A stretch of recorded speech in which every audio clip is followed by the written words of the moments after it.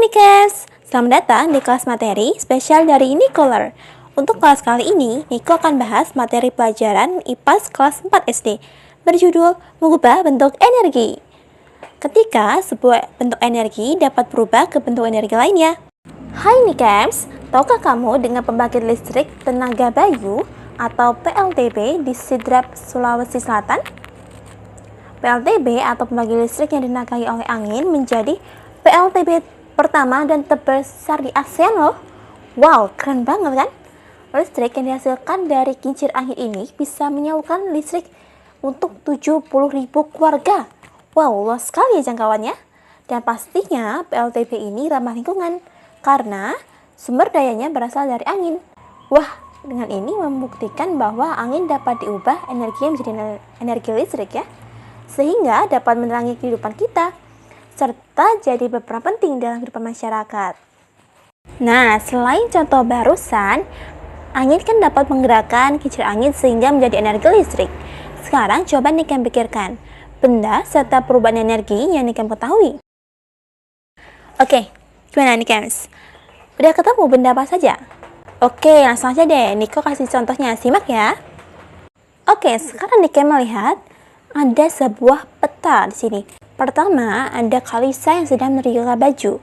Ada Mama nonton TV, kemudian ada mobil berjalan, ada kipas angin, ada konser, ada buah kelapa yang jatuh, dan rumah Yumi menggunakan panel surya. Kita akan lihat apa saja bentuk energi yang terjadi pada mereka. Mari kita ikuti si superhero satu ini ya. Superhero akan jalan kemana? Oh, superhero akan jalan ke rumah Kalisa. Kalisa sedang menerika baju. Mari kita lihat bentuk energi yang terjadi saat Kak Lisa sedang menyetrika baju. Saat Kak Lisa sedang menyetrika baju, terjadi perubahan energi dari energi listrik menjadi energi panas. Wow, bagaimana caranya dari energi listrik menjadi energi panas? Oke, kita lihat prosesnya ya. Jadi, di kabel ujung setrika itu ada sebuah steker yang atau colokan yang dua itu. Oke, nah colokan itu akan kita colokkan atau kita masukkan ujungnya ke dalam stop kontak yang bolong itu ya, maka akan masuk energi listrik ke dalam setrika tersebut. Lalu di dalam setrika itu ada kawat khusus atau elemen pemanas. Saat listrik mengalir di kawat itu pun jadi panas, sehingga terjadi perubahan energi dari energi listrik menjadi energi panas.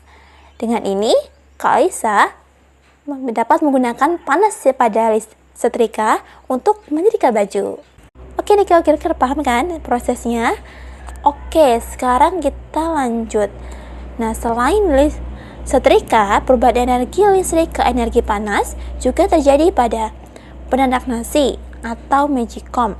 Kemudian ada oven listrik, pemanggang roti, dan juga dispenser. Kemudian, setelah kita melihat Kak Lisa sedang menyetrika baju, sekarang si superhero mau kemana lagi ya?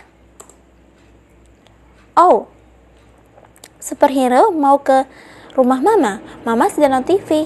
Kita lihat perubahan energi yang terjadi pada TV Mama. Saat Mama menyalakan TV, terjadi perubahan energi. Pertama dari energi listrik menjadi energi bunyi dan energi cahaya. Sekarang, ayo kita lihat bagaimana proses ketika sebuah televisi itu bisa berubah bentuk energinya menjadi energi bunyi dan energi cahaya. Oke, seperti pada halnya setrika tadi, ada kabel atau steker tersebut kita colokkan ke stop kontak. Maka mengalirlah arus energi listrik ke dalam televisi. Nah, di dalam televisi, energi listrik ini dibagi tugas menjadi beberapa bagian. Pertama, energi listrik ini digunakan untuk menyalakan layar TV sehingga menampilkan gambar dan warna yang terang seperti di foto ini. Dan kemudian energi listrik masuk ke dalam speaker yang berada di belakang televisi. Speaker ini mengubah energi listrik menjadi energi getaran yang menghasilkan suara. Ini berarti televisi dapat mengubah energi listrik jadi dua bentuk energi, yaitu energi bunyi dan juga energi cahaya. Dengan ini, Mama bisa nonton TV. Selain televisi, perubahan energi listrik ke energi bunyi dan gerak juga terjadi pada komputer atau laptop, kemudian ada gawai atau handphone dan juga proyektor.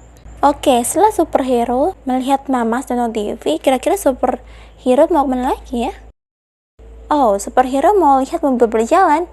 Emangnya apa yang terjadi dengan mobil berjalan? Saat mobilnya sedang berjalan, itu terjadi perubahan energi.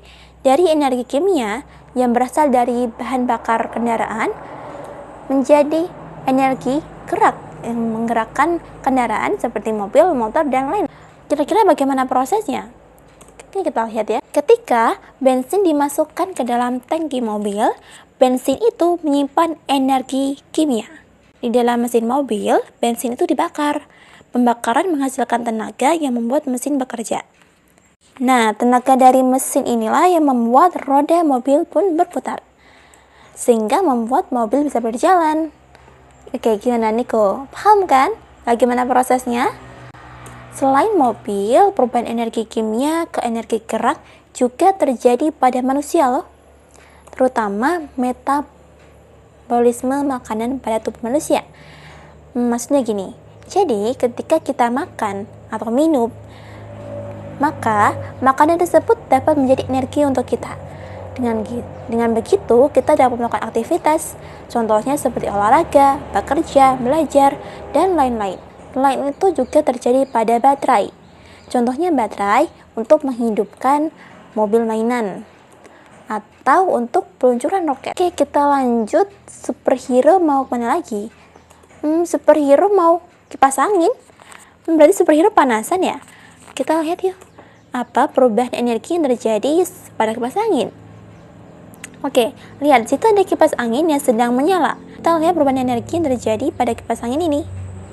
Oke, saat kipas angin sedang menyala, itu terjadi perubahan energi loh. Dari energi listrik menjadi energi gerak. Kira-kira bagaimana prosesnya ya? Kita lihat langsung.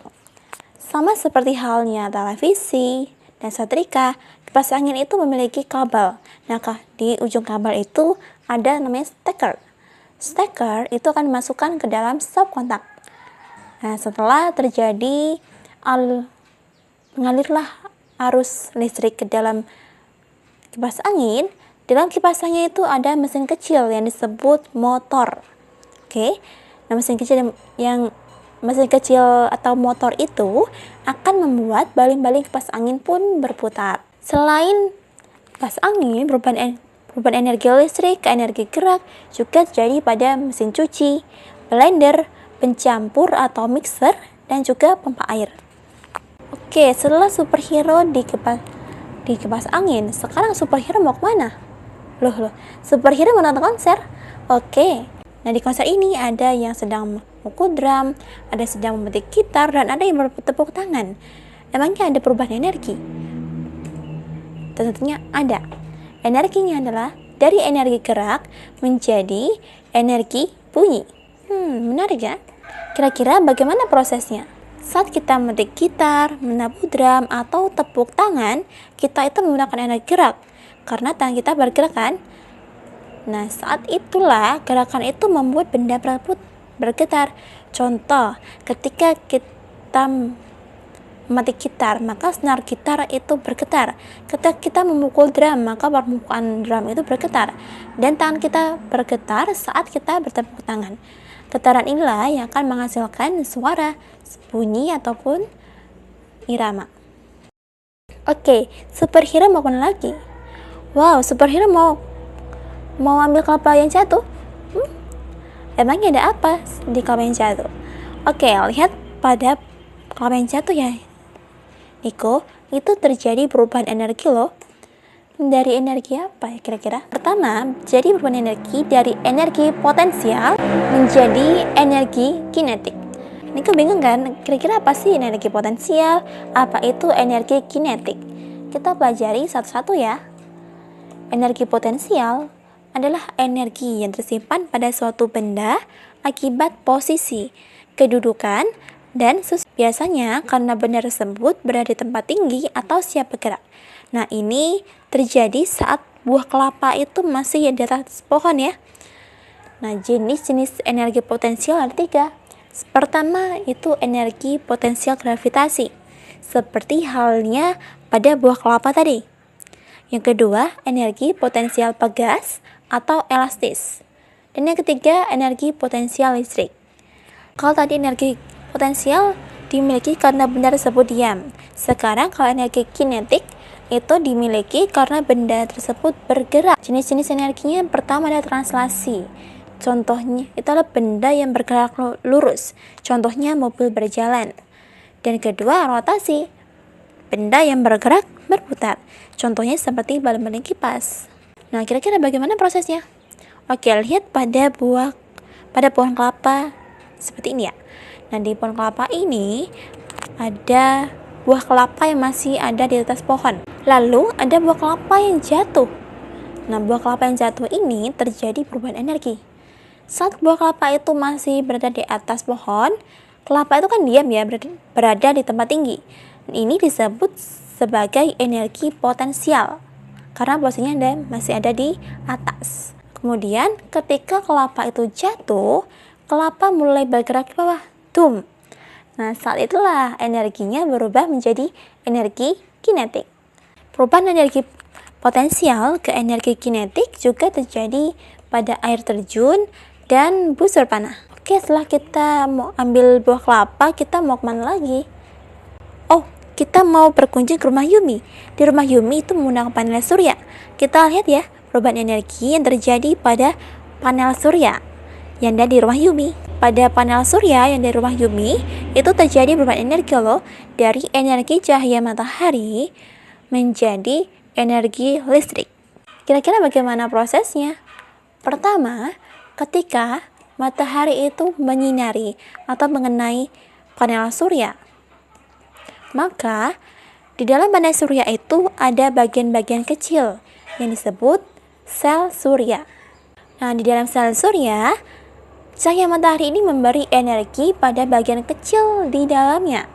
Lalu bagian itu pun bergerak dan menghasilkan energi listrik kecil. Tapi kira-kira apakah energi listrik kecil ini bisa menghidupkan lampu ataupun menghidupkan rumah kita? Tentunya tidak. Tapi energi kecil ini kemudian dikumpulkan sama panel tersebut sehingga menjadi listrik yang bisa kita gunakan. Contohnya lampu. Oke, keren kan? Dari energi cahaya matahari yang menyinari kita bisa jadi energi listrik. Sangat ramah lingkungan loh. Tadi kan kita udah bahas ya tentang perubahan energi. Contohnya energi listrik menjadi energi panas. Energi listrik jadi energi cahaya atau energi gerak menjadi energi bunyi. Nah, sekarang ada loh beberapa benda yang memiliki perubahan bentuk energi lebih dari satu kali. Contohnya adalah yang seperti kita pelajari tadi loh nih Kems, yaitu panel surya. Jadi, ketika energi cahaya yang dihasilkan matahari itu dipantulkan ke panel surya. Nah, panel surya tadi menyimpan cahaya kimia yang bisa mengubah cahaya matahari menjadi energi listrik. Nah, berarti ini terjadi perubahan energi satu kali. Tapi tidak sampai situ nih, Kems. Nah, selanjutnya, energi listrik itu dapat digunakan pada berbagai elektronik. Contohnya televisi, kulkas, AC, dan salah satunya adalah lampu. Selain itu, juga terjadi pada baterai. Contohnya, dalam baterai itu ada baterai energi kimia yang saat dipakai, energi dalamnya itu bereaksi. Reaksi inilah yang bikin elektron bergerak. Gerakan elektron ini yang disebut dengan energi listrik. Nah, seperti ini. Energi listrik tadi keluar dari baterai, lalu mengalir lewat kabel atau jalur di dalam alat. Selanjutnya masuk ke alat seperti handphone, laptop, remote, dan banyak lainnya. Di dalam alat energi listrik bisa berubah macam-macam. Contohnya pada HP dan laptop. Jadi cahaya pada layar dan suara pada speaker. Lalu pada remote jadi cahaya kecil atau inframerah untuk kirim sinyal ke TV. Tapi yang pasti biasanya bentuk baterainya itu setiap alat elektronik beda-beda ya. Contohnya kalau pada handphone kan nggak mungkin bentuk baterainya kayak gini ya. Ya pasti sama-sama pakai baterai. Oke nih Kams, seru kan pelajaran kelas kita kali ini. Nah, sekarang kakak mau tantang kalian nih, kira-kira apa kalian simak dari awal sampai akhir dan apakah kalian memahami apa yang Niko sampaikan. Sekarang Niko punya pertanyaan untuk kalian, cuma 2 aja. Yang pertama, jelaskan perubahan energi ketika setrika digunakan. Itulah yang tadi dari energi listrik jadi energi panas. Kira-kira gimana tuh perubahannya? Oke. Selanjutnya, yang sebutkan 5 bentuk perubahan energi. Cuma mudah nih Kems kalau kalian tadi simak yang Niko jelasin tadi. Yap, dengan sampai kita di pertanyaan, artinya sampai di sini kelas materi di spesial dari Niko. Sampai jumpa di kelas materi berikutnya. Bye-bye.